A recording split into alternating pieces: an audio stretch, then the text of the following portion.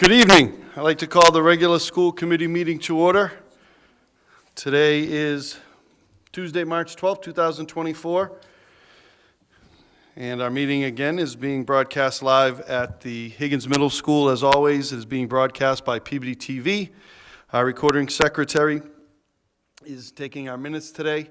And also, as typical, if there's any questions or anybody like to be heard when we get to public participation, please join us on our social media platforms and we'll bring you into the meeting. And let's jump right into it. If we could start our meeting off with a moment of silence followed by the Pledge of Allegiance.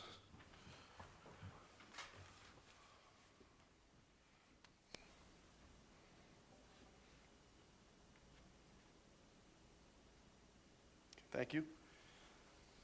I pledge allegiance to the flag of the United States of America and to the republic for which it stands, one nation, under God, indivisible, with liberty and justice for all.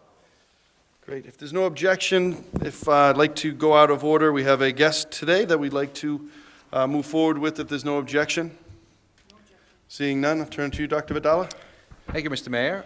We're fortunate to have Ms. Carissa Doucet with us, our World Languages Department head and French teacher, and she is bringing forth a field trip for 2025, but we wanted to share this trip to France for school committee approval so they can start planning and fundraising ahead of time. So I'll turn it over to you, Ms. Doucet.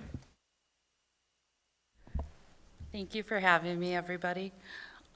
We are going to do a trip to France next year. I would like to focus on World War II and some of the sites that have to do with that. And so I'm hoping to collaborate with the head of the history department a lot this year on this and bring in some other interdisciplinary type lessons that we can do. So the plan is to go from February 14th for a 10-day trip. It has a packed agenda. We are using a new tour company this year, Forum by Promotour. They are highly respected in the business, and there are local schools that use them. My daughter will be traveling with them next year to Quebec City. And actually in 2001, I think it was, we used Promotour to do a trip to Quebec as well. So I am familiar with their business model. They have expanded over the years to include Europe. And this is a great opportunity for students. And we're adding a lot of new things to this trip that we haven't done in our prior itineraries. You'll see that it's a direct flight. And we are going to be flying out of Boston. One of the things I like about Forum by Promotour is that they will guarantee our departure and return dates. With some of the other tour companies, we had to give a window, and it was very difficult to plan for the chaperones and the students who are involved in a lot of activities. So having that set date is going to be helpful. The other thing is we are going to have a direct flight. The last time we went to France, they actually flew us to Detroit to go to Boston, and it was just so unfair to the students to have an extra 3-hour flight and then a 3-hour layover, and they were losing money. So even though it was a less expensive tour company, it wasn't well spent. It wasn't well allocated as far as funding goes, in my opinion. So the trip includes 2 meals a day, a tour manager. We are priced at 1 to 6 chaperone, so there'll be 1 teacher for every 6 students. And that is adjustable. If the price is exorbitant, we could change that to a 1 and 7. I like the 1 and 6 because it makes it easy to count students and keep track of them because we're already like small grouped. So that is a benefit of having the 1 to 6. We will be visiting a lot of the known sites. As I mentioned, the beaches of Normandy, the memorial and the American Cemetery in Normandy. But what I'm really interested in this year is we're adding Giverny, which is where Claude Monet's gardens are. And I'm hoping to get some of our upper level art students to go with us. I've always wanted to go there, and I know that some of my students in the past have said, why don't we go there? And it just never was part of any itinerary. And as soon as I told the tour consultant that I wanted our art students to go, she's like, okay, we can add that in. So the company was very flexible and added in a lot of things to interest our Peabody students. One of the items on page 6 of the itinerary, I don't know if you have it. On day 9, we are going to the Memorial de la Shoah. Shoah is the French word for the Holocaust. And this museum not only looks at the deportation of the French Jews and the genocide of World War II, but it also does the Rwandan genocide. And those are both studied in the genocide, Holocaust and genocide course at the high school. And another thing on that day that we're adding in this time is we're going to look at the Monument Commémoratif de la Rafle de Valdiv, which is, it's the former site of a bicycle racetrack where the Parisian Jews were kept as they waited transport during Nazi Germany. And there's a lot of discussions that we can have about what would you do? Because these were French people turning in French people. These weren't, I'm getting off on a tangent, but you see my passion, I hope. So if we can have 30 participants, the cost would be $3,800 approximately. 25% or 25 participants, it's $4,000. Last year when we went with a different tour company, I believe it started at $3,200 for about the same length of time. But then by the time we added in all the extras, it was close to $4,000 then as well. On the back side of the itinerary, it does tell you what's all included. And I'd be happy to answer any questions you may have. Great. Thank you so much. Any questions? Comments? Mr. Hockman? Thank you, Mr. Mayor. Thank you for appearing before us today, and thank you for putting forward this, what really sounds like a wonderful trip. And I've, in my time in the committee, I've been back and forth on where I stand with supporting overseas trips. And most recently, or more recently, I should say, I've been more supportive of trips. And the time I get a little more cautious is times like now, right, when there's a tremendous amount of unrest around the world, particularly geographically close to the area in which you're looking to take students. And I put on a different hat when I think about these things, because me, myself, I would go on this trip. I'd love to go with you. I'd love to experience all of the things that you are describing and wrote about and provided us information on. It sounds wonderful. It sounds life-changing, particularly for, you know, a 17 or an 18-year-old, right? But I need to put on my school committee hat because I'm taking the responsibility with my colleagues here of deciding whether or not we're going to send 26 students and then 6 chaperones, you know, 4,000 miles away, close to Ukraine, much closer to the Middle East. I think there have been recent travel bans to England that the U.S. Department of State has put out there. So it gives me some reason to pause, right? And so my question is, and that was a long-winded introduction to my question, what's the drop-dead date you need to decide? There are different travel insurance programs that the parents can select, and there are stipulations for how things work if there is such a threat For instance, Forum they have they follow the recommendations of the Ministry of the Interior, Department of Homeland Security, et cetera. And then they will follow the instructions of the local government to repatriate any groups that are over. I was actually thinking that it would be a really safe time to go to France because the Paris Olympics are this summer. The 80th anniversary of D-Day is this summer, so a lot of those big tourist groups that are going for those big events, those ones will be out of the way. So I was actually thinking that it might be a good time to go. As far as your concerns about the unrest in Europe, Ukraine, the Middle East, honestly, you are correct. That is a chance that we take.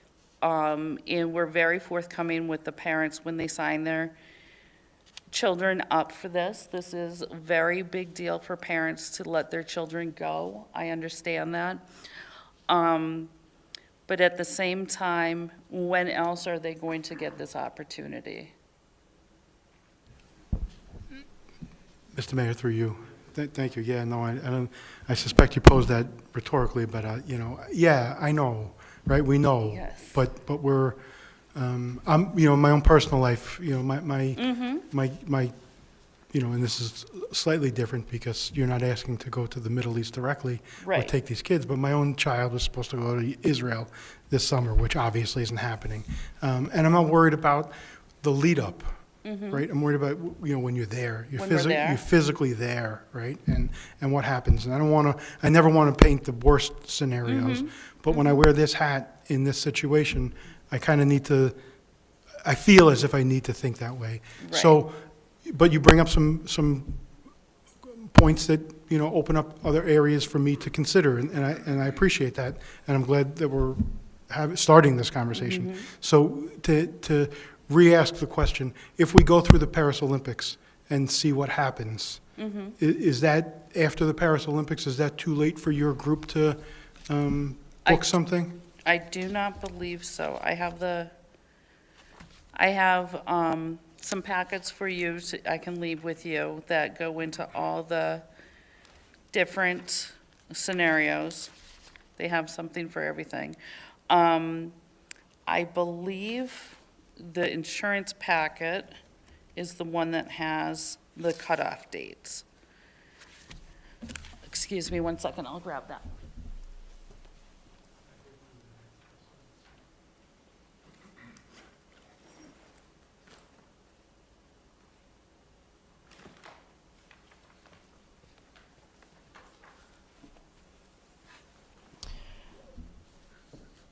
So if a parent is uncomfortable sending their student, and they have already signed up and started paying for the trip, they can do the student deluxe travel protection, and they can get the cost of the trip refunded. If the maximum benefit is the entire cost of the trip. If there is optional cancel for any reason, so if they take the insurance option, whatever the reason is, it could be like the student got bad grades and got grounded. The parents can pull the plug on the trip and still get 75% of the trip costs. As far as with the United States issuing a travel ban, I believe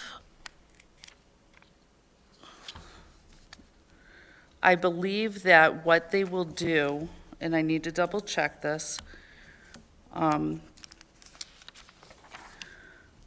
is if there's an official issue, an official warning, then we will be able to cancel the trip.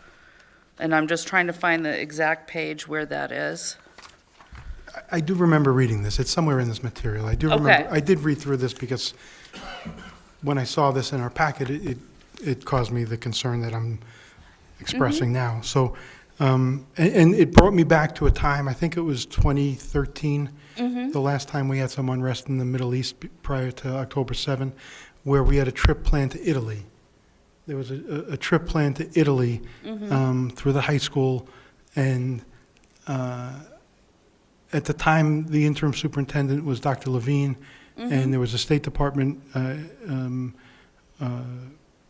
memo that went out encouraging people not to go to Right. Italy, and it was way into this trip. I mean, in other words, the fundraising had already taken place. I mean, it was maybe, I don't know, 2 months before the kids were supposed to leave, and they'd raised all the funds and everything else, and there was a big outcry to let everybody go from the parents and the kids, and there was a big outcry from the administration saying, no, we can't sponsor this because it violates what the U.S. government is encouraging us to do. And what I'm trying to prevent, maybe in my own mind, and I could be one of one in this. I haven't talked to anybody else about this issue, so you may have enough votes to get this through, and it's me just talking academically. I don't know. But what I'm asking is if we don't need to vote on this today, where your kids are going to start, your students would start fundraising, I think as Dr. Vidal introduced this, and start building up towards this, and we take a step back and look at some major events that you've brought up that are going to happen in that region, and see how it goes, and then start fundraising. You know, I guess maybe if we would take this up again in August or September to see how those events go, that would make me, I think, a little more comfortable. And if it doesn't impact you, that's what I would ask for. If it does impact you and you can't do that, then you can't do that. And like I said, I'm just one of one, or Right. one of six. I don't know where anyone else stands on this, but those are my thoughts, and I just Okay. wanted to get them out there. No, I can respect that. Unfortunately, waiting until August would not make it possible to travel in February. And you are correct, we have had some incidents in the past. We've had a group whose travel plans were affected by a volcano in Iceland, even though they were going to Spain. You mentioned the group to Italy. We also had a group in Spain when the Spanish subways were bombed. And I think since this is not a requirement and each parent can do what they feel comfortable with, I really think that it's up to the parents. And I understand school-sponsored trip and official warnings if they come out, but at the same time, that's a lot of what-ifs. And if there were an official warning not to travel to France, obviously we would cancel the trip. We've had trips that have gotten canceled in the past. We had a huge trip planned before COVID, as you may remember, and that was canceled because of COVID. And then we've had trips that go right after, the year after some of these events, and it's without an issue. Thank you. I think maybe we can, I know there's some other people that want to weigh in, and I think, Yeah. Mr. Hockman, do you have any other questions? Mr. Amico? Sure, thank you for the chair. Thank you for being here, and, you know, I love trips and vacations, especially for our young students who can learn, and you're right, this is an opportunity of a lifetime, but through the chair, and Mr. Hockman is right in saying that we have to have a different view on this as well because of the Yes. position that we are in.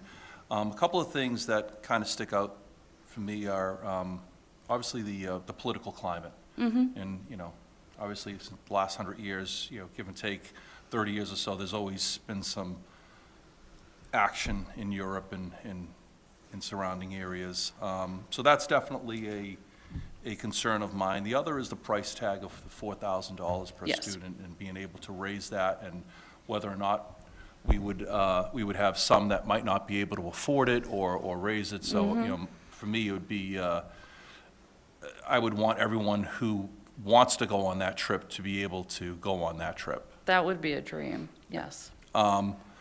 The other thing that we did in 2015, I think through the chair, Mr. Hockman had mentioned it, is we did have the company come before us. And where we have some leeway and we have some time here, I'm not saying August or whatever, but maybe in the next 2 or 3 months, maybe we can have someone from that company, a representative, come in Of course. and give us the reassurances that we need as a committee, that I need. Again, I'm only as Mr. Hockman said, I'm only one of one as well.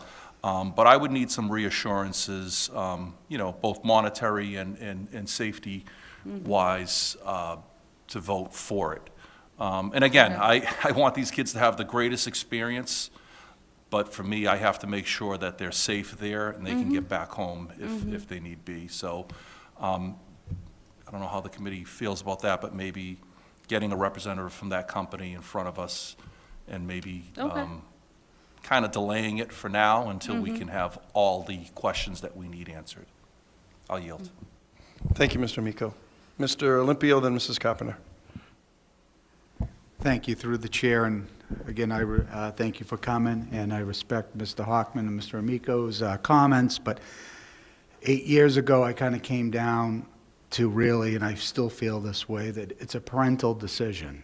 And of course, if there was something official from the government, that's a different story, but assuming that you vetted that the company's been vetted and all the safety protocols while you're there, I'm comfortable with the trip. It's a parental decision, and again, if a parent is uncomfortable, if things do happen, causes pause, they're able to recover their money.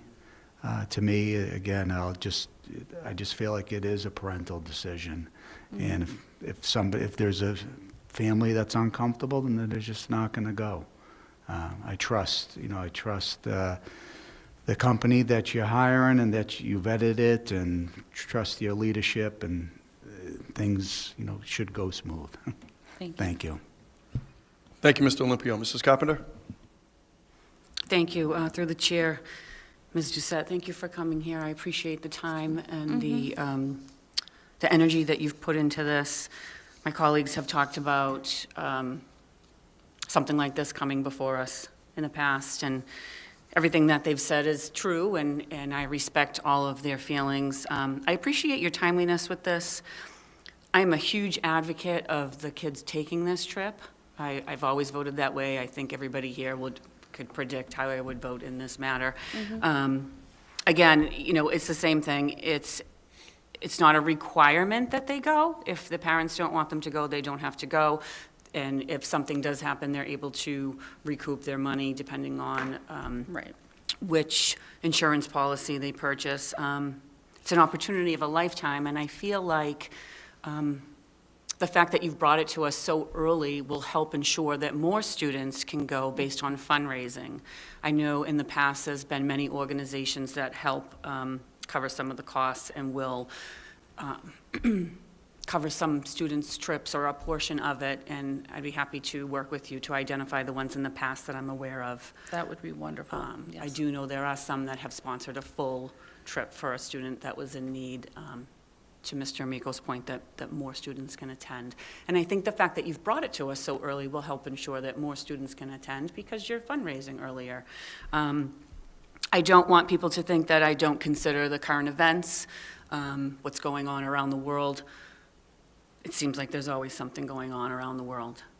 And it's the parents' decision how they want their child to live in that world. And if they don't want to take the trip, they don't have to take the trip. But thank you for making the opportunity. You have my full support.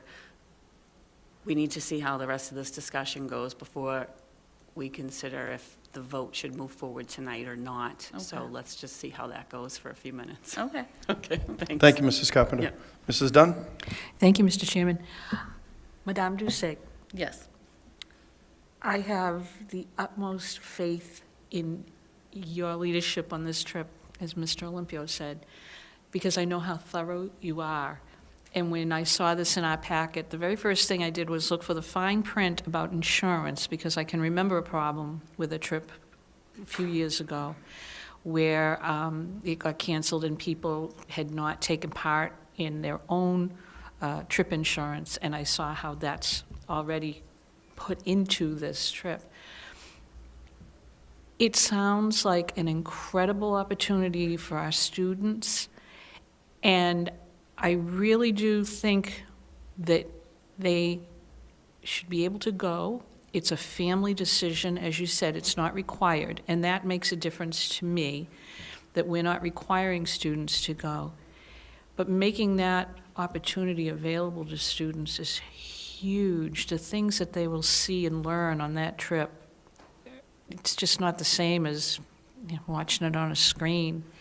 It's amazing, and it really sounds very, very safe and secure as far as the company that you've researched. I know you're doing a lot on having a good, very small group student to chaperone ratio.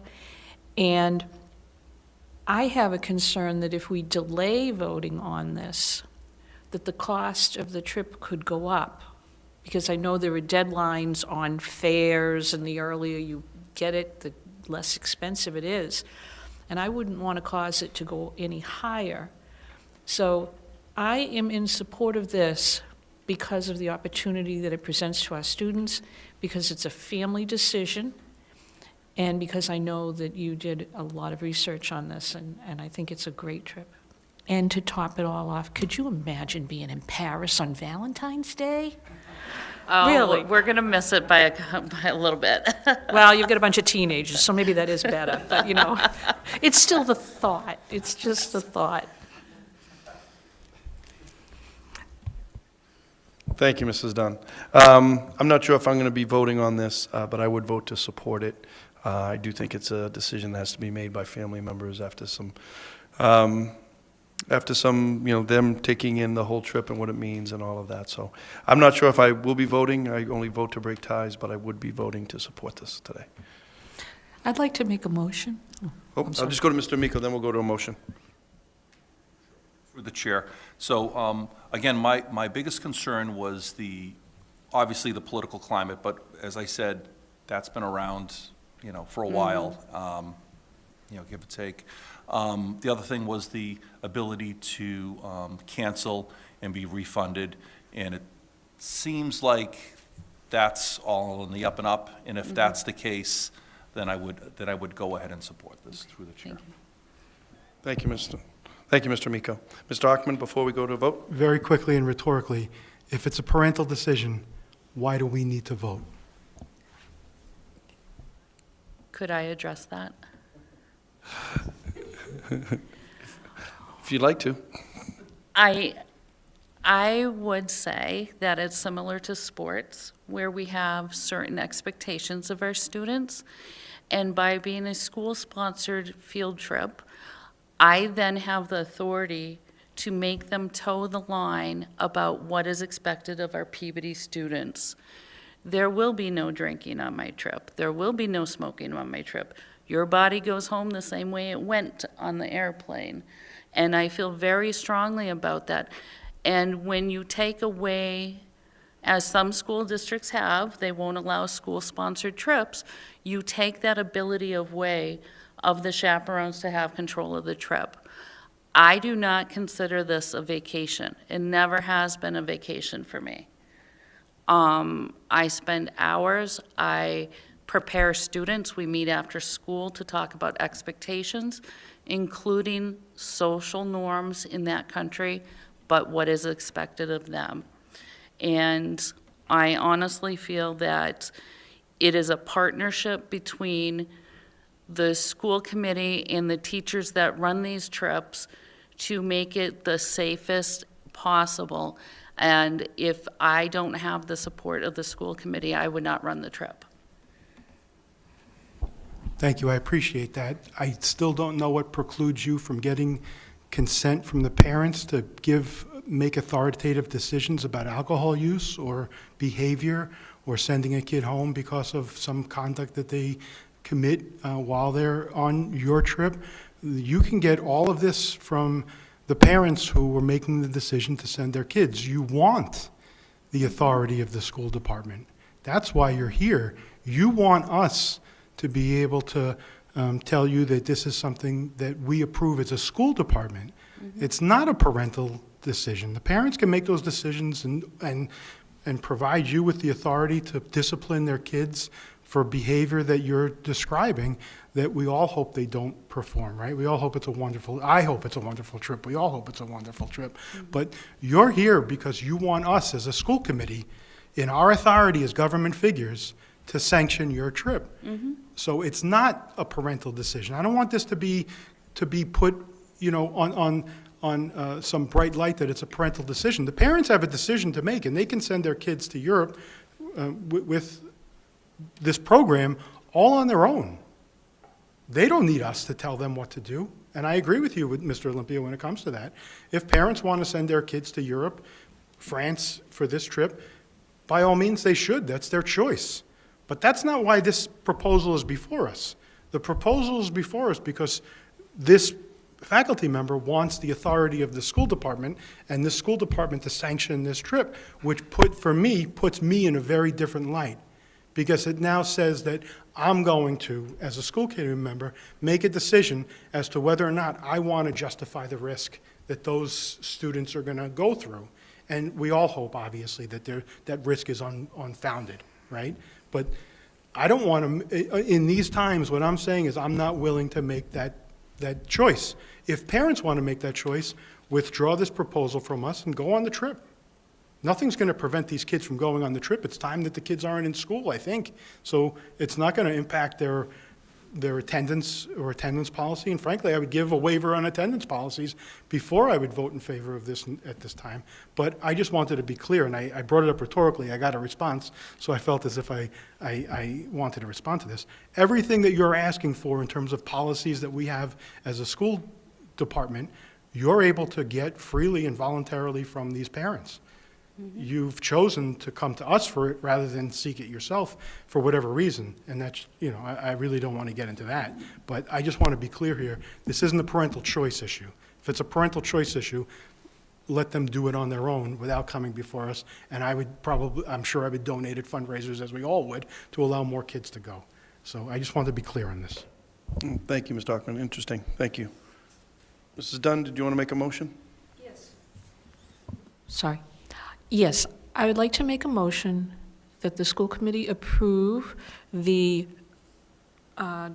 field trip to France from February 14th to the 23rd, and that we invite the company to come in and speak with us to answer any additional questions the committee might have. So moved. Thank you, Mrs. Dunn. Do I have a second on the motion? Second. Seconded by Mrs. Carpenter. Any discussion? Seeing none, roll call vote, please. Mr. Hockman. No. Mrs. Dunn. Yes. Mr. Olympio. Yes. Mrs. Carpenter. Yes. Mr. Amico. Yes. All right, thank you. It was Okay. approved. Thank you. Thank you. Okay. We will go to, back to the agenda. We have next item 2 is the minutes. We have minutes from the February 27th, 2024 regular school committee meeting. I'd open those up for discussion, debate, vote.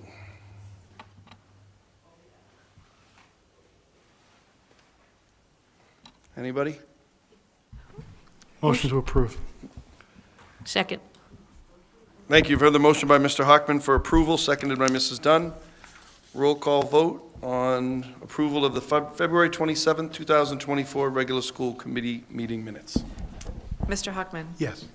Mrs. Dunn. Yes. Mr. Olympio. Yes. Mrs. Carpenter. Mr. Amico. Terrific, thank you. We have 3 items for approval, 3 bills. I'd like to turn over to Mr. Olympio. Thank you. I'd like to make a motion to approve warrant number 5634 in the amount of $2,061.88 dated March 12, 2024, subject to audit. Second.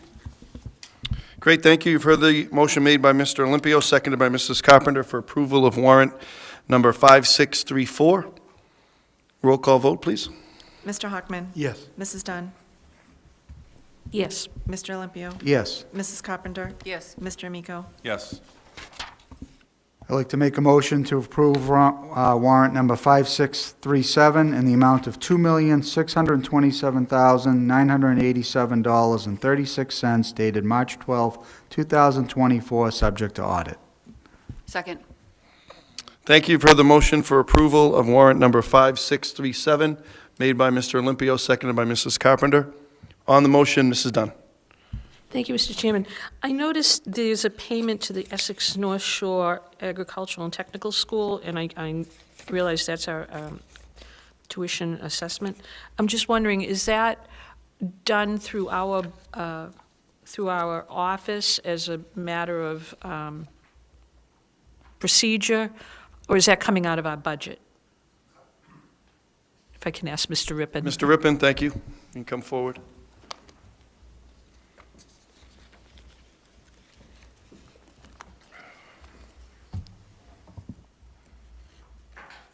Thank you. It's a matter of procedure. It doesn't come out of our budget. It's paid out of the municipal budget, but classified as education. Oh, okay. Thank you very much. Thank you, Mr. Mayor. Okay, thank you, Mr. Rippon. Thank you, Mrs. Dunn. Any other questions? Roll call vote, please. Mr. Hockman. Yes. Mrs. Dunn. Yes. Mr. Olympio. Yes. Mrs. Carpenter. Yes. Mr. Miko. Yes. I'd like to make a motion to approve warrant number 5638 in the amount of $66,735.79 dated March 12, 2024, subject to audit. Second. Thank you. You've heard the motion by Mr. Olympio, seconded by Mrs. Carpenter for approval of warrant number 5638. Roll call vote, please. Mr. Hockman. Yes. Mrs. Dunn. Yes. Mr. Olympio. Yes. Mrs. Carpenter. Yes. Mr. Miko. Yes. Great, thank you, Mr. Olympio. We'll go now to item number 4, continued business. Mrs. Dunn, any update on the Welch School MSBA project to share? Yes. Actually, they're done in the building, and all is quiet right now. Paperwork at this point. The exterior work, the spring work, landscaping, paving, all those things that we've talked about will begin in 2 weeks, in the very beginning of April. A huge amount of work will be completed over the April vacation, and then the Welch School will be done. And it's a nice feeling. It's very, very strange not to have the weekly meeting every Wednesday. And we will be having a school building committee meeting next month. The numbers all being crunched. There are certain things that have to be done for the MSBA process, and that is what our OPM is doing right now. They're getting figures from the construction from Consigli. There are some things that will be treated differently, like there'll be monetization of certain punch list items that have not been finished, but that will be monetized and then dealt with accordingly, so that if it's like a paint chip, we will take care of it, that type of thing. They're very minor. The whole issue of the roof is a separate discussion. We've got to work on that, and we'll be dealing with that shortly. But nothing definitive has happened yet as far as what we're going to do to repair the Welch School roof. But it is still out there, still on the radar. It just has to be handled separately, just because of the way that the project was done. So I'm happy to answer any questions if anybody has any. And right now, it's just very minor details to finish things up.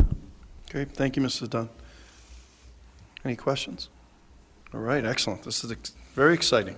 Thank you. All right, next we'll go to item number 5, the superintendent's report. I'll turn it over to Dr. Vidala and his team. Thank you, Mr. Mayor. So we just have 2 other items on the superintendent's report. The first item is the FY25 proposed budget. So just to do a little overview of the proposed budget, we do have our budget books tonight for the committee members. Obviously, you haven't had a chance to look over these. I would propose that we would look at a committee of the whole meeting for 2 weeks from now, maybe at 6 o'clock before the next regular meeting, to really dig into this. But I wanted to provide an overview, give you a couple weeks to look over it, and then we can kind of move forward. So we always talk about the core tenets that drive our decision-making. So our vision of hope and our core values for every student every day. So that's high expectations, optimism, personalized learning, and equity and access. We've talked a lot over the past couple of years about stability and sustainability. This would be our first budget without the ESSER funds since 2020. So the current proposed budget is designed to maintain the capacity that we've created over the past 4 years and continue to support the holistic needs of our students, academically, socially, and emotionally. So as we look at how we built this budget, between November and January, we began to create a budget template, which is a working document based on our actual costs for last year, FY24, and then anticipated steps and changes and what that would mean for '25. Then from January to February, we had our school presentations, identifying the budget priorities for FY25, the needs based on our current school year. And we also met with department heads over the past week, Mr. Rippon and I, to identify their needs as well. So tonight we have the first draft of the budget, and between February and March, we created draft 1 and then reiterated that based on the principal presentations that we had and the meetings that we had with the department head. So this is technically draft 2, but it encompasses everything. So the first draft was sort of a level service budget, and then this was with all the asks from the principals. So between now, March 24, and May, we'll work collaboratively with the school committee to create a budget book for the vote within the appropriated amount that Mayor Betancourt will identify for us. And then in May, we'll communicate any other funding sources and share those with the community to vote on the appropriated budget for our public budget hearing. So a couple things that we should be mindful of. There are significant drivers for why there are budget increases. So what I like to refer to as the big 3 that we always talk about. Health insurance this year is looking at a 9.5% increase. Transportation costs have been escalating, and special education costs are always big budget drivers. So those are the big 3 that we always see. This year, in addition to that, we have our center school renovations, so we have the displacement of students and staff to the other buildings, and what we will be seeing in this is actually a positive. Financially, there will be a reduction of salaries for administrators in FY25, so the 2 administrative positions will be absorbed into other positions through retirements and whatnot. So we do have that is a small benefit of the center school renovations. The next one is the end of ESSER funding. So overall, we had 16 positions in ESSER last year, 10 elementary reading teachers, and the Peabody prep staff, which is 6 FTEs. We had our teacher fellows, which were in elementary school. We had our curriculum and instruction supplies and materials, as well as contracted services for staff development and tuition reimbursement. So that's included in this number. And then technology needs. As we came into the pandemic, we ended up adopting a lot more technology, and so we need to maintain those things, the one-to-one Chromebooks, the leases are coming up. So that's all built into this number is things that were not here prior to 2020 that now are sort of recurring costs. So we'll be able to identify all of those and for our discussion. So how we got here, if we look at the FY24 budget, the top number that we have on the left-hand side here is that's our all-in number for this year, $93,099,671. And how we got to that is last year we received just over $35 million in Chapter 70 funds. The municipal contribution was $55 million, and that brought us to the voted budget, which was $90,677,549. That was what we voted on last year, and then we used $2.4 million in ESSER 3, which brought us to the $93 million. Over here, we have a proposed budget for FY25, our first draft at $98 million. Our Chapter 70 funds this year are just under $37 million, so 36.9. And so this would require a municipal contribution of $61,715,922. We know that that's a big number, and we will likely be reducing this number, but I wanted to bring forth the first proposed budget with the understanding that we will have some budget reductions prior to this. So that overall number right now represents a 6% increase. $98,698,400 is a 6% increase on the total budget that we had last year, which was the $93 million. And so, of course, our goal would be to find reductions that are not human, right? So reductions that are not staff. We tend to try to cut stuff before we cut people. And so we would have a plan if we need to make reductions prior to that and try to bring forth. My goal has always been to maintain jobs and to maintain the people that are working with our kids. So our next steps will be to identify the disconnect between the current proposed number and the city's identified number for the appropriated voted budget. So we're looking at this through the 30,000-foot view. Of course, we know it's a big number. All the things that the principals had presented will be contained in here. We'll give the committee a couple weeks to look at it, and then we'll start really digging in And I know that there are some things in flux at the city level as well as we identify that funding cost. So we'll work very closely with the mayor's office, and of course, we'll continue to advocate our legislators for some increases as well before the state budget is finalized. So, Mr. Mayor? Thank you, Dr. Vidal. Any questions at this time for Dr. Vidal? All right. Great. All right. Thank you. So the next item that we have here is the school calendar, which we did discuss last meeting. One minor change, and very pleased to have worked with Eric Blake and the teachers union. We have a verbal agreement, which we are just waiting for the city solicitor to draw up a side letter of agreement that would have September 3rd, which is the Tuesday after Labor Day and is a local election. That would be a non-school day. It would be a non-working day for our teachers, and our students would start on Wednesday, September 4th. So the proposed calendar that we have before you tonight, the first day of school is September 4th. Kindergarten and pre-K would start on Monday, September 9th. We'd have our schools would be closed between December 21st and January 2nd, and the last day of school would be Monday, January 23rd. So I'm happy to answer any questions. This was something that we did discuss last meeting. So we have the new proposed calendar here. If the committee is amenable, we could take a vote on this to share it with our families, or we could have further discussion. Great. Thank you, Dr. Vidal. Let's open that up for any discussion or questions. Mr. Hockman? Just quickly, so September 3 is no activity, no professional development, no anything. Correct. It would be a working day for our year-round employees, similar to a Jewish holiday or other non-school day that is a typical work day. But our units A and C would not need to report. Unit B could choose to report as one of their 209 days. AFSCME and other non-union people would report or take a vacation or a personal day. And that pushes the last day of school without snow days to Monday, June 23, and leaves us with 5 snow days to June 30. Correct. And I think the CBA currently, or maybe it's the state, I don't know, maybe I don't know if it's DESE or the CBA, precludes going into July. Correct. For school. So do we have a plan in place if we have a winter? We would need to come together as a committee and decide on how to move forward. There are some options, but we'd have to work together to make it amenable. So we haven't had that snow, but I don't want to put that out there too often because we do want to make sure that we have 5 snow days built in. Thank you, Mr. Hockman. Any other questions? Mr. Amico? Through the chair to Dr. Vidal, I always ask the same questions during the calendar.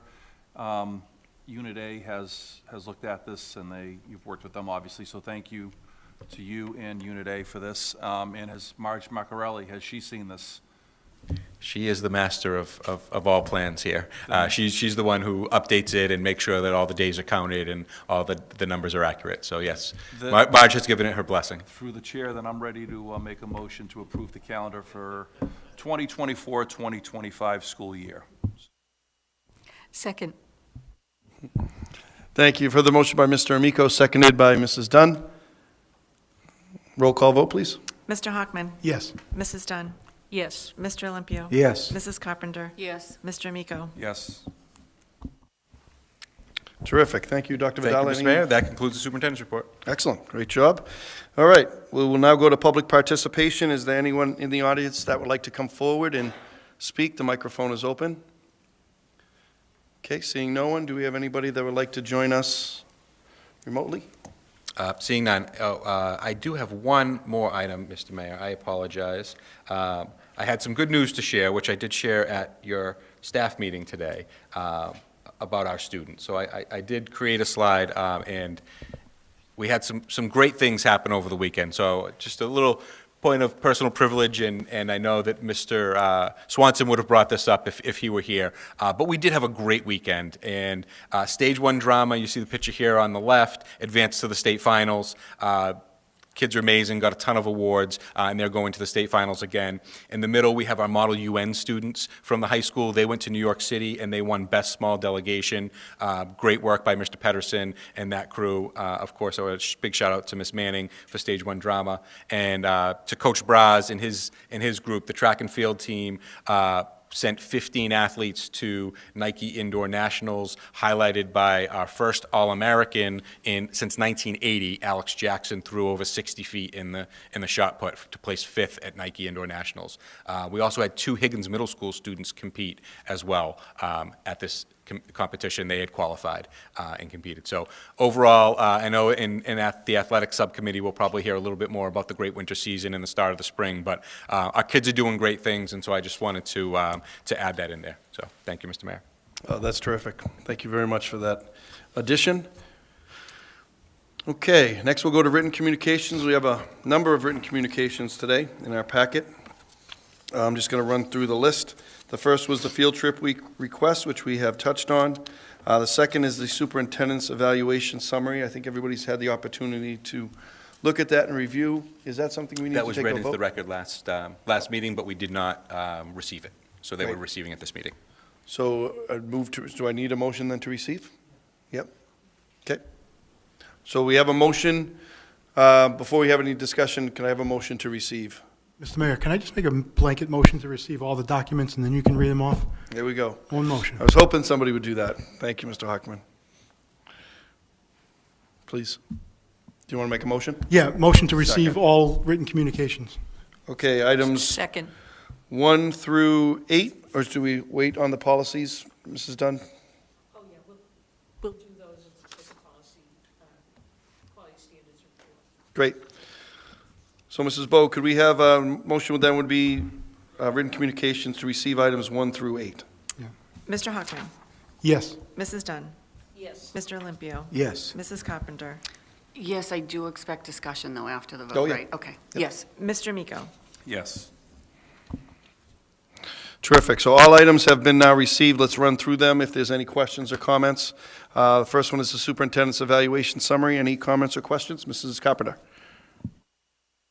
Thank you. The last time we were here, we read through the superintendent's evaluation, and this was the report. As you just heard, it wasn't included. I know that the superintendent has requested to see the individual evaluations. Is that something that you've received? You did receive them all? All 6, great, thank you. And once again, thank you, and I appreciate your time. That's all I had to say on that one. Thank you, Mrs. Carpenter. Any other comments on item number 2? Seeing none, we'll go to item number 3, letter from Principal Massa regarding elections in schools. Any comments, questions? Mrs. Carpenter? Thank you. So we all received the letter from Mrs. Massa regarding the election day in school. And I think there's a few letters in here, one from Mrs. Dunn as well about that day. And I think you have it on the agenda. So I'm not sure if this is something we want to discuss now or wait for the end of, because it seems to be in relation to the new business. How would you like to handle? I suggest let's run through the items and then take that up at the end. I'd like to hold those 2. Okay, so They have been received already. So we'll just take them up when we get to new So business. just recognizing the 2 letters about election, we will discuss under new agenda items that Mrs. Dunn has requested. Okay, then I'll hold that. Great, thank you, Mrs. Carpenter. So we'll hold item number 3 and number 4. Number 5 is student monthly attendance report. Number 6, staff monthly attendance report. Number 7, Bay State Textiles monthly attendance report. Any comments or questions on either of those? Mrs. Dunn? It's just one, through Dr. Vidala to Mr. Rippon. I had asked a question at the last meeting about if we could find out where the high school money is going to, and I know you were going to look into that. Normally, it would go to the PTO. At the high school, it was directed to the PTSO. My understanding, this had to do with Bay State Textiles. My understanding from Marge is it goes to the Red, White, and Blue Fund. What is that? So the student activities account is referred to as the red, white, and blue fund. It's a gift account for student activities. Okay. I know at the last meeting, I had made a motion that if it wasn't going to the PTSO, that it would go to the senior class. Do we know if that can be done through the red, white, and blue fund? Can't speak to that. So we know where it goes now, so we can look into that second piece now. Okay, all right, because I still would like to see if the senior class could receive that money when they're a senior, that class should have that. They have a real hard time with fundraising. I mean, I'll work with the superintendent and Seth Bedard, who manages the accounting for the student activity fund. Okay, thank you.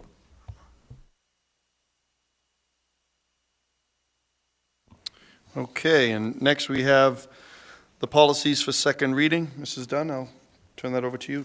You want me to do it at quality and standards? Sure. Either way. Okay, Yeah. let's do that. We'll take that up at quality and standards.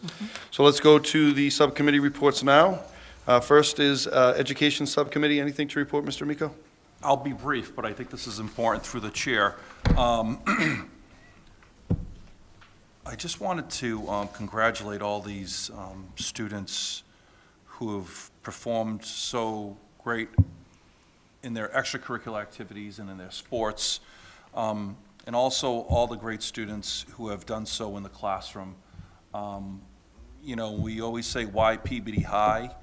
I think we have such a great foundation in our elementary schools, and then through the middle school here at the Higgins, and then obviously at the high school. And again, I said it at the last meeting, if I'm a parent sitting at home and I'm weighing options A, B, and C, let this be something that they look at and say, you know, stage 1 drama, the Model UN group, the track and field group. We just had an all-NEC basketball player on the girls' team, and I know through the chair, Mr. Hockman will take care of that as well. And then students being accepted to Harvard University and Brown University. This is Peabody High School. This isn't some other private school or, so I just hope the parents out there are looking and taking notice, those that have parents in 6th, 7th, and 8th grade, at the success of our education system here in the Peabody Public Schools, from pre-K all the way to high school. It's really impressive, so I'll yield. Thank you, Mr. Miko. Finance Subcommittee, Mr. Olympio. Nothing new to report. Okay, thank you. School Safety Subcommittee. Nothing new to report. Thank you. Athletics and Wellness. Thank you. Looks like there's been a lot of eyes put on this report tonight. First of all, I want to, Mr. Swanson isn't here tonight, so I want to be another member of the committee to congratulate Stage 1 on their accomplishments. I know Swanee would be singing the praises, as he always does, and supporting the students, all students, but particularly the students in the arts and drama and music. We had a remarkable run this winter. Wow, was it a fun run. All NEC All-Stars in girls basketball, 2,000-point scorers, one in girls basketball, one in boys basketball in the same season. I don't think that's ever been accomplished at Peabody High School. I'm not sure that's ever been accomplished on the North Shore, or maybe even in Eastern Massachusetts, from the same school, 2 different players accomplishing 1,000 points in their career. Fantastic. We've had a tremendous amount of success with boys hockey, who had a really strong second half. Wrestling had a great collaborative with Saugus. There's just been a ton of stuff. I'm going to get into some particulars about track and girls hockey. I got some information from both of their coaches.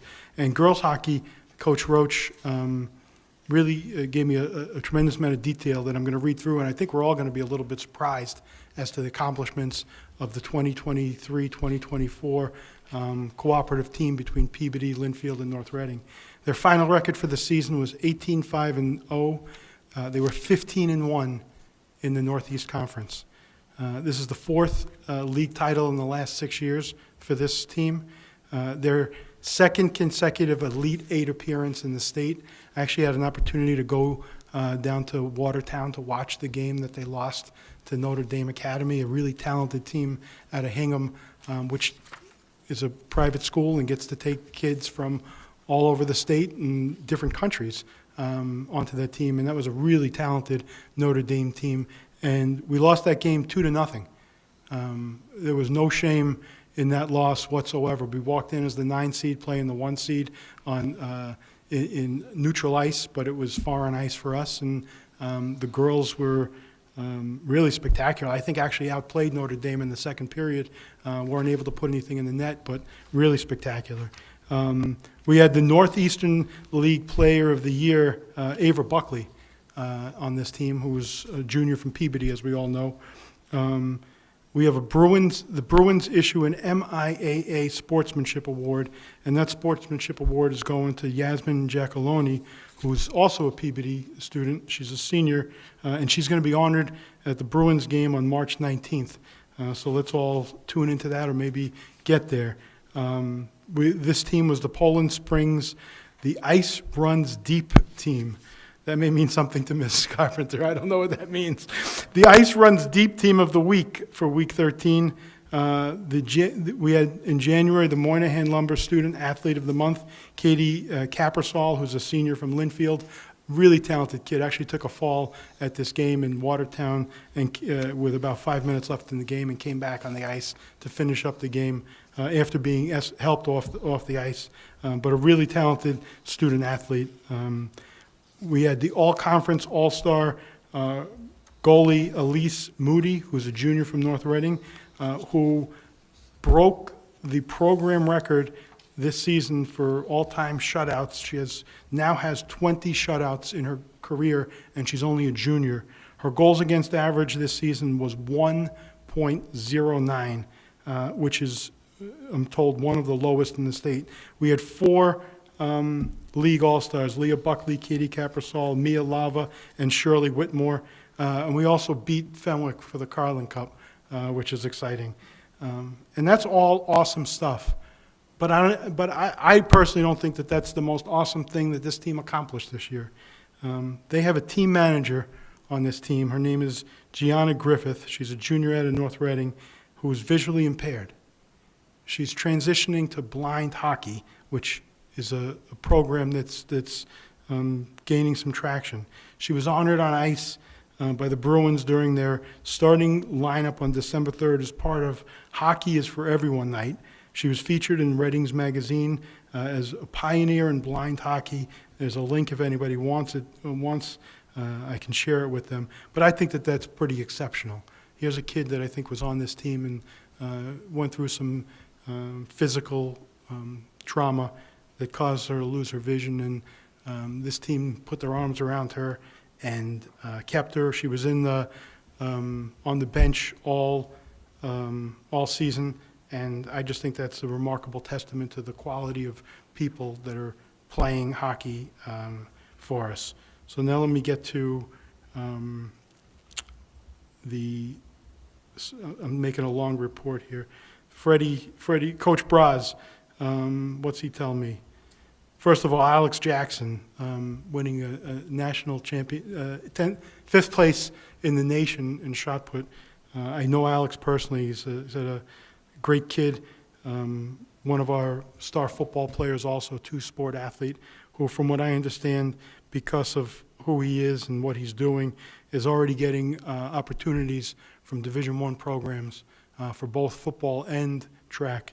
I'm hearing institutions like Syracuse, Naval Academy, West Point, and places like that when his name is mentioned.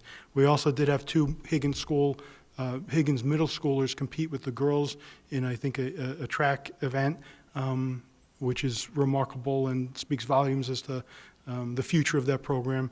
But all in all, we had a tremendous amount of success. I'd like to, with the permission of the committee, have some of these student athletes from our girls basketball, from our boys basketball, from the girls hockey, from track, who've received some acknowledgments for the accomplishments that they've realized on the courts this winter, have them at our next school committee meeting, so then we can acknowledge them publicly and honor them, maybe with some form of certificates of appreciation. I think with an All-American, we're going to have a ceremony with a street sign. I think that's our protocol in the city, and I'm looking forward to that for Mr. Jackson. But anyway, long-winded report. On to spring sports. I do want to make a motion as it relates to spring sports. Baseball tryouts are coming up. I'd like to make a motion, PATV has been generous in covering our youth sports, both at the high school level and at youth sport level, and they want to continue that. They have a little difficulty getting their equipment to the baseball field because of the fencing that we put in last spring.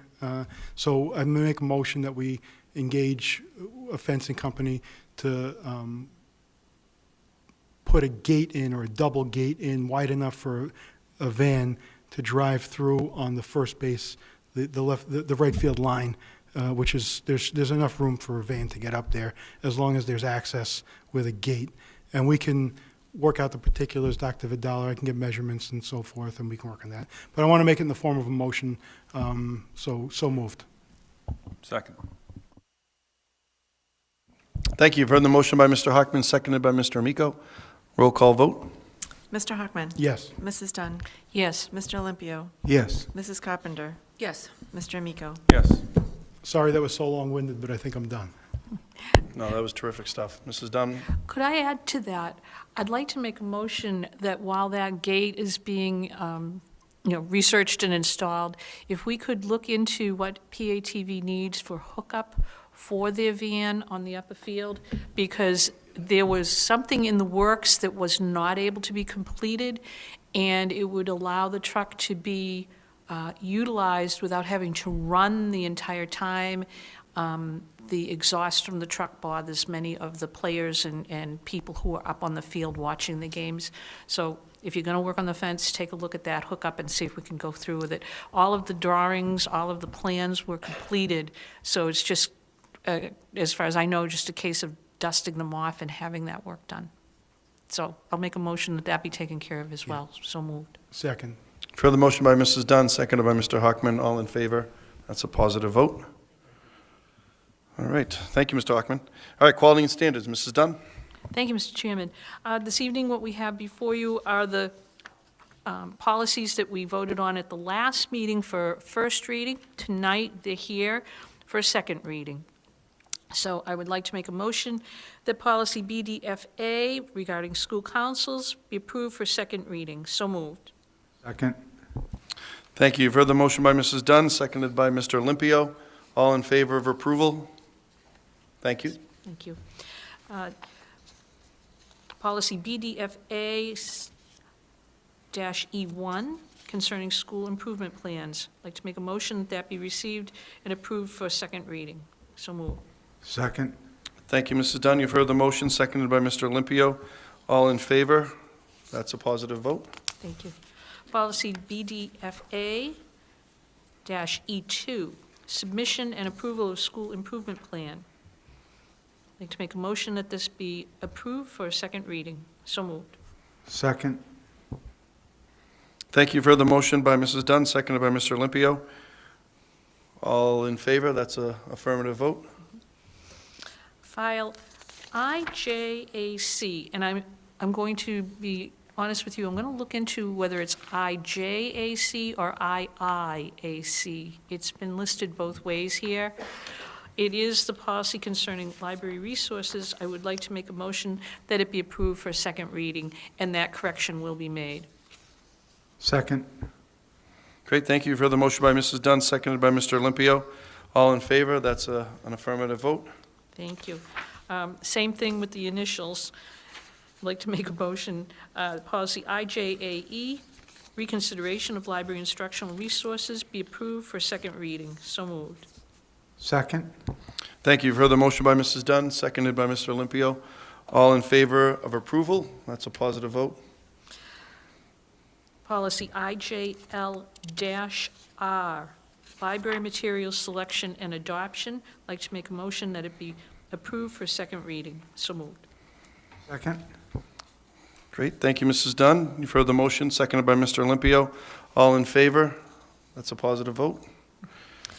File IJL-W, Library Materials Review and Withdrawal. I'd like to make a motion that it be approved for second reading.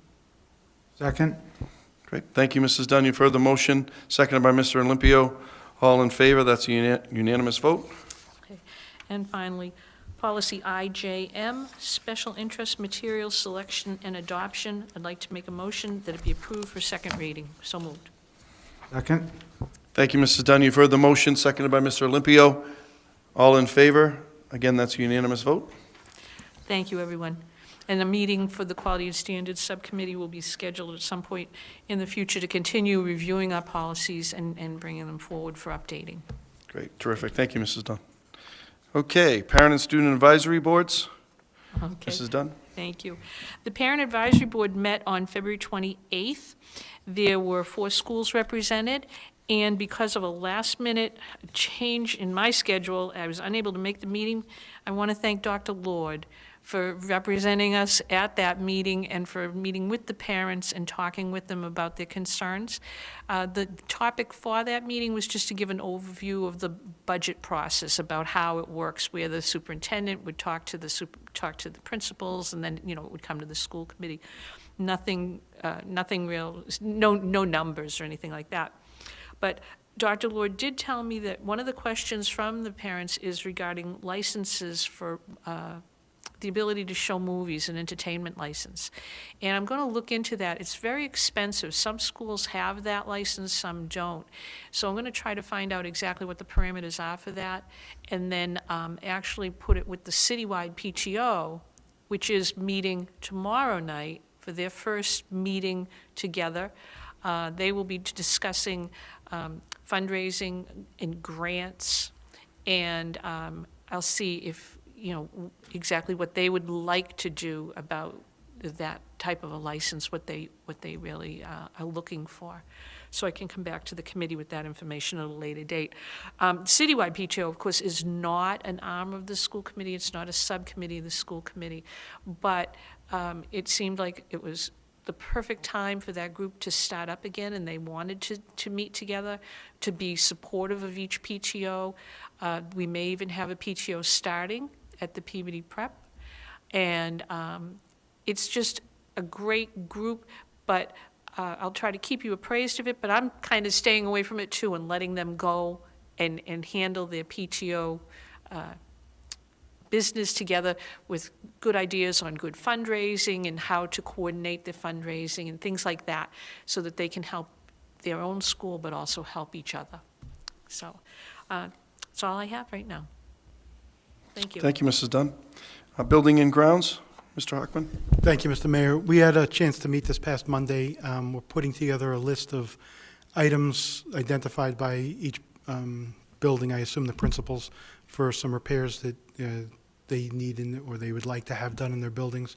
We're working on prioritizing those repairs and looking for funding sources, and I expect to have a detailed list for the committee at our next meeting.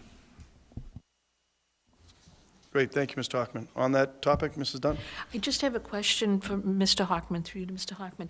Will that list include details about the roof repairs? We had a separate list of necessary roof repairs or leaks in the buildings. I know we've got 2 in a good place where there's an application in with the MSBA for a new roof at the west and the south. But all of those other buildings and all of those other leaks, could you find out what the status is, if they've been repaired, if they're going to be repaired, or what the plan is? Thank you. Yep.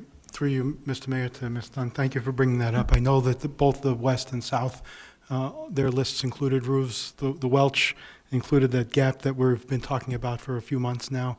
The center's going offline, so I don't think that's an issue, but we can find out about the other remaining buildings. Yeah, because I know the Brown has a leak in the building. I believe McCarthy, just going off memory here, but it was an extensive list. And we just I just want to know, like, where we are with those repairs. Thank you. Thank you. Thank you. Okay, thank you. A Special Education Parent Advisory Board, Mr. Olympio? Thank you, Mr. Mayor. We met last Tuesday. It was a good meeting where some of the topics, we discussed again the budget overview, some of the things that some of the parents are talking about is maybe looking at maybe some reading and math interventionists, also too maybe some paras in the co-teaching, co-taught rooms. Yeah, and just basically an overview of the budget, but those are some of the particular asks. Also too, I'd like to make an announcement next Tuesday right here at the Higgins, Tuesday, March 19th from 6:30 to 8:30, CPAC, which is run by Liz Mover, has a speaker, Lynn Lyons. She's a licensed social worker, and the name of the program's going to be Helping Your Family's Emotional Health, Practical Skills and Solution for Managing Anxiety, Enhancing Flexibility, and Creating Well-Being with family and obviously special needs children. She speaks all over the country. She's been on Good Morning America, NPR, featured in the New York Times, and she has a new documentary coming out called Anxious Nation. So it's right here at the Higgins. You could certainly go on CPAC's Facebook page. I believe you could register there or reach out to Liz Mover or even Shannon Crompton, or even reach out to me and we can get you registered. That's about it. So that should be a very good night. Great, thank you, Mr. Olympio. Yeah. City Council Legislative Delegation, anything, Mrs. Carpenter? Nothing to report. Okay.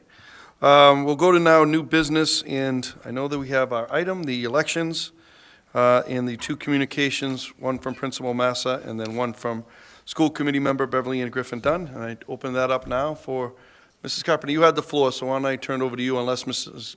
Dunn, you want to speak? Open it up? Okay. Mrs. Dunn, I'll turn it over to you. Thank you, Mr. Chairman. Thank you, Mrs. Carpenter. I will be honest with you. The reason that I put my thoughts in writing was because I know that for many, many years, I have been the one who has really argued to make sure we had voting in the schools. And I still think it's a very good civic exercise and a good cooperation for us as the school department to be able to cooperate with the city and make it possible to have our elections. However, times have changed, and the concerns about school security are so great that after our last meeting 2 weeks ago, I had spoken very briefly about my worries and concerns, and I had said I wanted, police in the parking lots, and I wanted to make sure that everything was, run for the safety of the schools. I want to enforce that now, and I think we need to have a meeting with the city. So, Mrs. Carpenter, I'm going to throw it to your subcommittee because I actually think that's where it should be, to open up a dialogue to make sure that we can explain the impact on the schools. Even I did not realize the true impact. I always thought, okay, it's one day, we can turn over the gym, let the neighbors come in and vote. It actually is 3 days. The day before the election is set up, and the day after the election is breakdown. For those 3 days, our students cannot use the gym, and it's a required class. And granted, if it's nice out, you can move them outside, but when it's not, the students can't have their gym class, and it's not like when we went to school and gym class was a lot of fun, not to knock the gym classes, but it's a curriculum. There is a specific curriculum that has to be done, and so many minutes have to take place. It's a course. It's a real class. And I'll be honest, I want to admit I was wrong. I did not think about that years ago. But years ago, things were different, honestly. And now we have far too much to lose by letting down our guard on the carefully crafted security procedures that we have put in place in our buildings. I still think we can do this, but we're going to need a lot more help. And I'll be honest, inside of the gym where people vote is very secure. but we need security outside of the gym too. I will leave those details to your subcommittee, but I will say that we do need, in my opinion, and this is all just my opinion, honestly, but in my opinion, we need policemen on the outsides of the building to deal with the traffic concerns, not just at entrance and dismissal of school times, but the whole day. The whole day that we have school going on, we need to be able to have that protected because we've got very specific traffic patterns. The voters don't all know them. Some of them don't like to follow the traffic pattern. They make their own. It's really dangerous. People who run over traffic cones, it's kind of ironic, but if you think about it, a traffic cone is the same size as a kindergartner. And if you're prying a traffic cone out from under somebody's undercarriage of their car, you're lucky it's only the rubber traffic cone. And I'm not saying this to be overly dramatic. I'm telling you flat out the reality that when the schools are being used for voting, there needs to be further protections, in my opinion, put in place so that everyone can stay safe, so that our program can be taken care of, and so that voting can take place. I think we need to work on the schedule so that for 3 days, the school activities are not affected. There's got to be a way to change the schedule of when setup takes place or breakdown takes place. And this is all just logistical. But I do think it's important. I think we've reached that point. And as I say, I put it in writing because I know many people would be very surprised to hear me come forward and say this, that in my opinion, if we can't do this, and if we're unable, like tonight we were very lucky to be able to cancel school on the day of the primary in September. But if we can't do this, then I don't think we can have school open when we have elections because there's too much at stake. Times have changed. Our security provisions are much more complicated and detailed. You can't override them. We shouldn't override them. So that's why it's here. And my thought was, by putting it there and putting this out here, that we would refer it to Mrs. Carpenter's subcommittee. Thank you, Mrs. Dunn. Mrs. Carpenter? Thank you. Through the chair to Mrs. Dunn, thank you for putting it in writing. I think some of you know my stand on this, and I'll just say, Mrs. Dunn and I are good friends, and this was one of the items that we didn't see eye to eye on, respectfully. Mm-hmm, exactly. But I have it in writing now, Mrs. Dunn. Yes, I put it in writing, yes. Yeah, I mean, over 10 years, this has been an issue that I've discussed, and you all know it. I still have my notebook. It's about this thick, so I can still answer every single question that you throw at me. My opinion is they just shouldn't be there. And to, lose a classroom for 3 days is not acceptable. To have to increase security, add more police, add more policies, add more staff to accommodate something that can be in another building, it should be in another building. The laws that the elections have do not match the laws that we have in our buildings. We cannot leave doors propped open. I believe that the elections have to have the door open. We cannot tie up those rooms. There's just so many issues, the traffic patterns. Perfect example is our first day of school. There's new parents in there who don't know the traffic patterns. There's old parents in there that don't know the traffic patterns.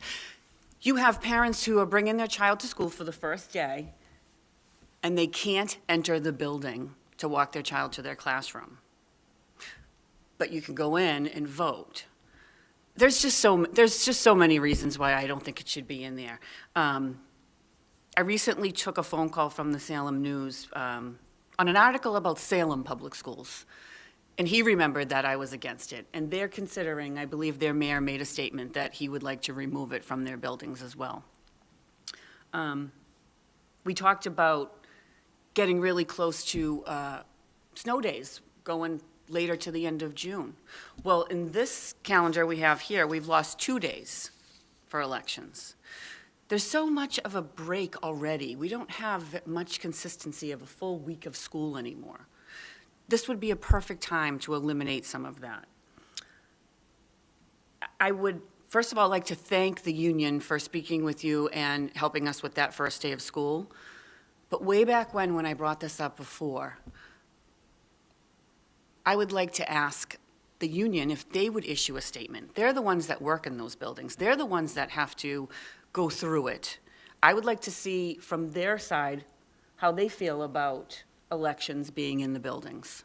Because I know there's one aspect where it says, well, we just won't have school that day. And then there's another aspect, my opinion is, they just should find another location.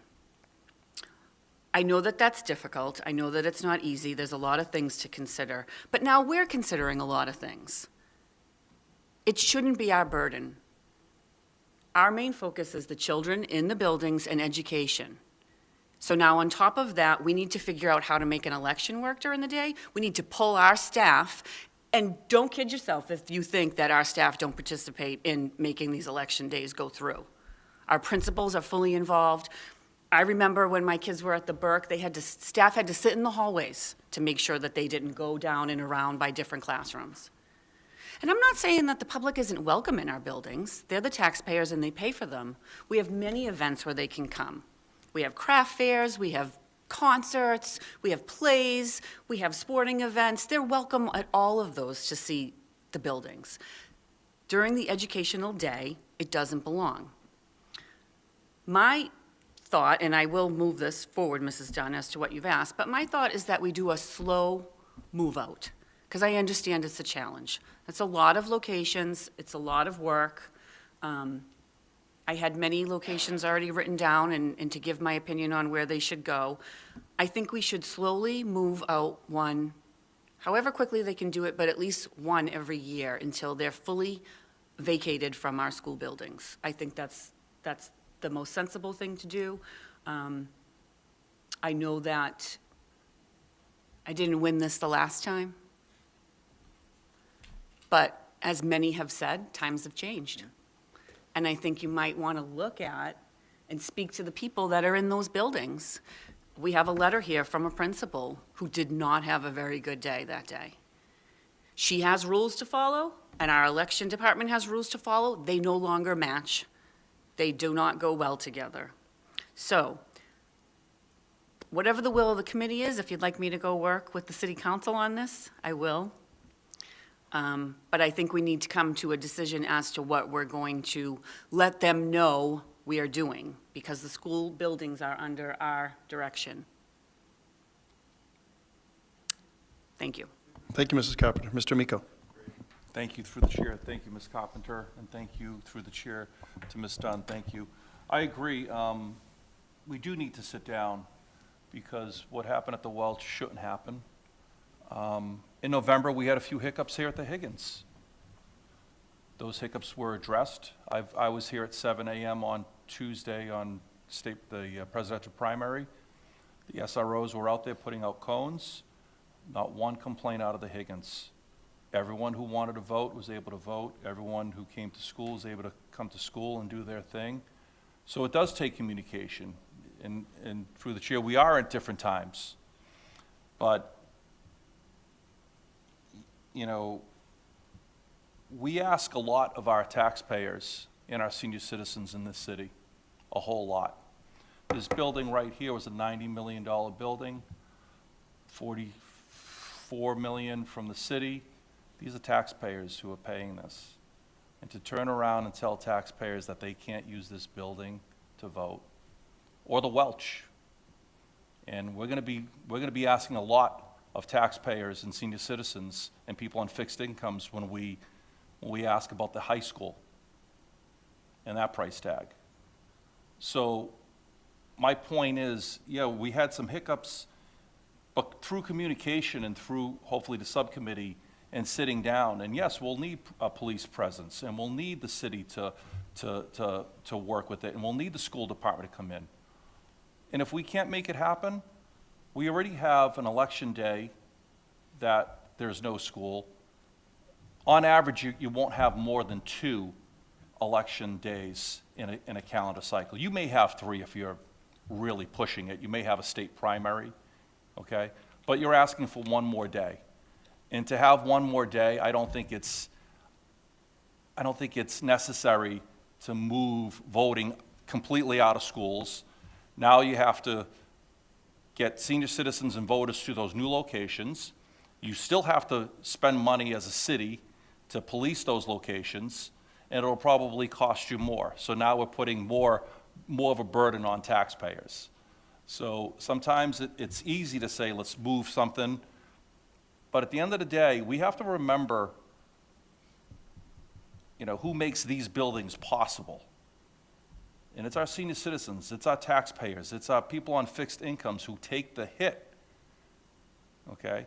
And we get these beautiful buildings. They're asking to use them 1 day a year for a vote, maybe 2 if there's a primary. And if we can do what the Higgins staff did 2 weeks ago or last week for the presidential primary, I think I feel comfortable in having voting in schools. Because when I walked in here, there weren't any one of the staff members parked out front. Everyone was parked on the back. You had voters pulling right up. And let's get back to the November election. We use that day as a PD day. We don't have to have every member of the school district here at the Higgins, okay? We could have them distributed at the high school, here, at their own schools. We could work with our superintendent and assistant superintendent for PD. But to just say that we can't have, or we won't have, people voting in our schools because of that 1 day, I think we need to look deeper at who really makes these schools happen and who pays for them. Thank you, Mr. Amico. Mr. Olympio? Thank you. Well said, everybody. But I would say probably about 8, 9 years ago, I was more where Miss Dunn was. And the times have changed. And I've found over the last probably 6, 7, 8 years that the voting day, when you have school in session and you have to vote in these buildings, there just always seems to be a little bit of chaos. And quite frankly, I'm surprised that that's all it has been is chaos. You walk into the buildings, and I do see some of these elementary school, I could speak to the Burke, I see the staff, I see the anxiety in their eyes when you walk in those hallways. I just think that times have changed, and I do think we have to rethink, that whole policy, at least at a minimum, having voting the same day where school's in session. There's got to be a way around it, but it just, to me, times have changed. It's just, and as the elections, whether local, national, they just seem like they've become more toxic, and you have more, it's just, I think we can, again, like Ms. Carpenter said, a slow rollout. I'm not suggesting that we do something just on a whim, but I think if we talk with the city council and give people notice and time and reposition, I just think it can be done. I don't see how, especially these elementary schools,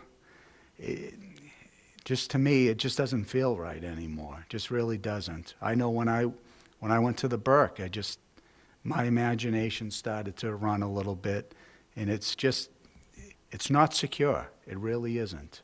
And there's just too many people. So I really think this is something that we need to revisit and look at. Thank you. Thank you, Mr. Olympio. Mr. Hockman? Thank you, Mr. Mayor. Thank you for everyone that's spoken, and this is one of the highlights of this committee, is that we all get to speak, and we all get to speak freely, and we all get to express our views and thoughts, and we do so with the rest of us sitting here listening intently and purposefully and trying to understand everyone else's ideas to make a decision. And we are all over the place on this one. I'm happy the posture in which Ms. Dunn has formulated this and asking for this to go into Ms. Carpenter's committee so that we can have a conversation. Because I think that that's what we're missing here is some communication and talking about the concerns that some of us seem to have with elections in schools and things that the Election Commission, who I think is the one that sets the polling places. I don't believe it's the City Council under the charter. I think it's the Election Commission, but I could be wrong. In any event, whoever it is, appears not to understand some of the concerns that we have and safety protocols that are in place. And that communication is good. Communication is always good. Right now, I think we have polls in 4 schools. The middle school, 5? We have the Welch, the Burke, and the Brown still. Oh, we're not in St. Anne's any, all right. Yeah, so I know that there's a lot of concerns. It's ironic for me, I'm not missing out on the irony that we're talking about safety when it comes to this, when we just approved the trip to Normandy. But be that as it may, there are difficulties with parents, particularly of low-income students, with all the days off in November. And, we don't have kids in school on Election Day. And that's one of those days. We're not going to lose Veterans Day, right? We're not going to lose Thanksgiving. But there's a third day. It's Election Day every year that we choose, right? We set the calendar. It's our purview. It's exclusively our purview, as are the buildings. And while I appreciate Ms. Carpenter's comments and request for the staff members to express some input, it's really just that, right? It's not, it's persuasive, and I appreciate their input as well. It's important. So, but it's still our decision as to what we choose to do with our buildings. And I got to say, this is the biggest civic event that occurs in school buildings and municipal buildings within the city outside of the courthouse, and maybe the Wigan Auditorium, although that's debatable, every year. And it's important for kids. Peabody Ed Foundation used to do a kids voting, where they'd have little polling opportunities for kids who were coming with their parents to vote. It's the only day of the school year that there would be police in every single school building. I don't disagree that maybe we need more police. I'm not saying Ms. Dunn, I like that idea. I mean, I'm okay with more police outside the building and more of a presence. That's more of a cost to elections, and I think the state still picks up most of the cost or all of the cost. I'm not sure what that breakdown is. It's outside of our lane and whatever, but if there's more of a cost for elections to take place in schools to satisfy some of the safety concerns, I think that's part of the conversation. And if Ms. Carpenter's committee is going to take that up, I'd hope that that's part of the conversation. But I don't see myself ever supporting banning elections in schools, and that's what we would be doing. Not for what's the alternative? Is it a church? Is it a synagogue? Is it a mosque? Where are there buildings big enough? We've already had issues with polling locations and not having adequate parking and not having adequate space. In Ward 4, we used the church down on Chestnut Street. There was no parking. People couldn't even get in to vote. There wasn't enough space to vote. There were lines out the door, and we moved it back to the Higgins because this is a better place. There's more parking. I know that there's an impact on students, but I think that impact is outweighed by the constitutional rights of the citizens, the taxpayers that pay for these buildings, and what we want to teach our kids, I hope, right? We're all in public office. I'm sure we're all teaching our kids that elections matter. Every vote matters, right? I mean, every vote does matter, and every vote should be counted. And, we talk about the Welch, our poorest community, right? Our least, or at least generally speaking, the lowest income portion of the city. And we're telling them, you can't vote where you can walk to, but we're going to send you where? Where are we going to send them? To the Holy Ghost at the periphery of the ward, where a lot of people down there don't even have transportation.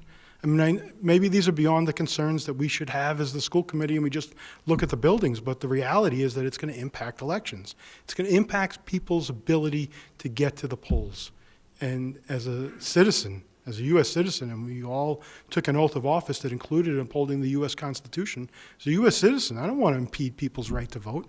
I don't want to impede anyone's ability to vote. And I don't think anyone here in this room does either. I mean, I think it's really just safety stuff that we're talking about, and if that's what we're talking about, I'm a firm believer that there's a solution to every problem.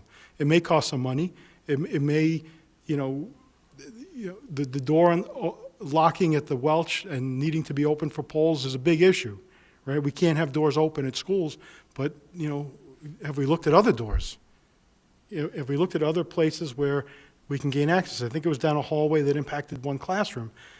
Not ideal, right? But I'd rather impact one classroom than have a door open in the front of the building with someone potentially having access to the whole building. Would I prefer police in the parking lot and in the lobby in addition to the polling place? Sure. But this is a conversation, not... I hope we're not going to walk into the conversation by saying, you're getting out, let's figure out the best way of getting you out, because I don't want to be a part of that. I wouldn't support that. Thank you, Mr. Hockman. Mrs. Dunn? Thank you, Mr. Chairman. When I prepared this memo, one of the things that I was working toward was to find a solution to being able to continue to have voting in the schools and to improve the communications, because what may have worked 10 years ago is not working now. Times have changed, and as I say, a lot has changed in the buildings. One of the other points that I'd like to make is each school is different. Our newest schools, the Brown and the Higgins, were designed so that we could shut off the rest of the building and only use the gymnasium. They were done that way for a reason. It was so that you would not necessarily have to open up your entire building. So voting at Higgins and voting at the Brown are different than voting at the Welch and at the Burke and at the high school. You're voting in the gymnasium, in the field house, which again is an outside entrance. Each school has a different concern, different process, different requirements, and that is what I think we need to look at. The reason that the Welch was not changed when we did the renovation is because it was a renovation. We did talk about having a different entrance for voting or for any use of the gymnasium, but we did not change the footprint of that building. So that and the Burke still have the same floor plan and the concerns of having people walk through the building, as opposed to here at the Higgins or the high school or the Brown, where you have a separate entrance and you're able to isolate the voting from the rest of the school. My opinion, and the reason, again, that I wanted it to go to Mrs. Carpenter is because we need to be able to explain all of this and have a discussion with the powers that be, whoever's involved with elections. I did envision that the registers would also be involved at some point. But it needs to take place. It needs to take place now, because September and November are coming soon. And we need to be clear on what we need and what we can do and how to do it best for the benefit of everyone. I agree with what everybody is saying about making sure that the citizens of Peabody are able to use these beautiful buildings, and I have always said that. No one's trying to prevent anyone from voting. No one's trying to make it any more inconvenient at all. In my mind, this would make it much more convenient and safe for everyone involved, because there are not just two sides to this coin. There are a lot of very varied issues in many different directions with using the schools for voting. I know there are other concerns for the other polling places, but we do not have any control over those. We're not involved with those. That is definitely something that the city clerk and the city side deals with.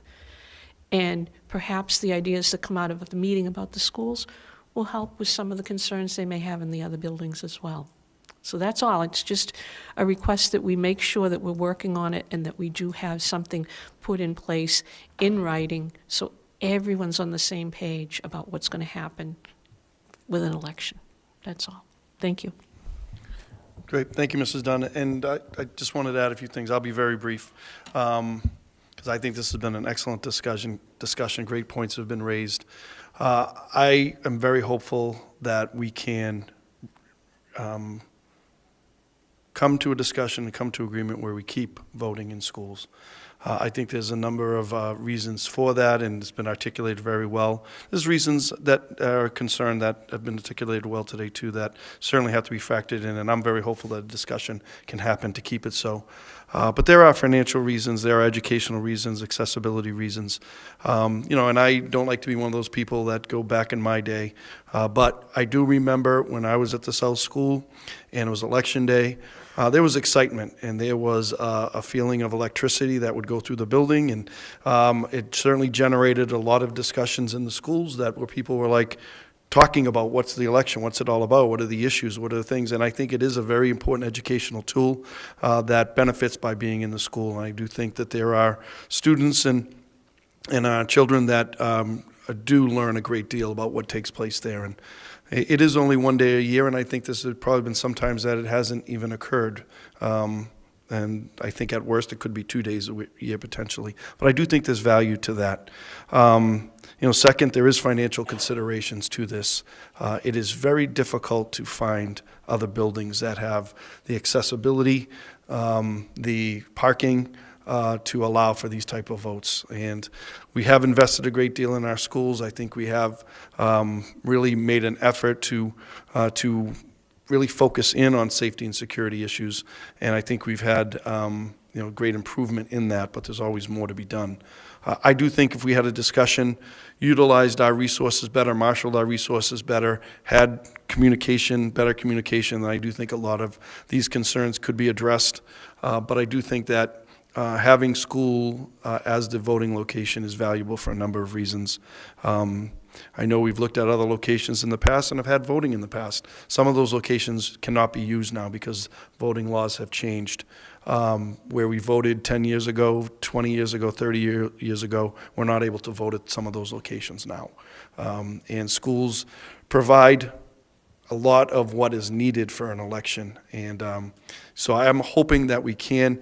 It's always hard for me to not be on board quite yet with a school community speaking out, and certainly I value greatly opinions from members of this board, and it's things I need to think about as well.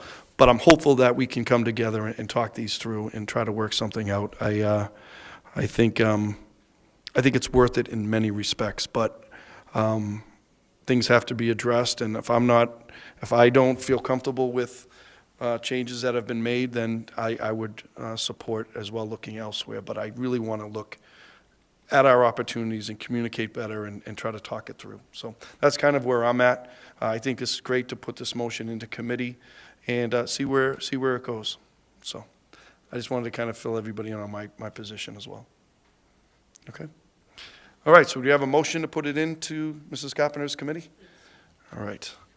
Motion made by Mrs. Dunn, seconded by I don't want to put Mr. Amico, Mr. Olympio. All in favor of that action? Aye. Okay.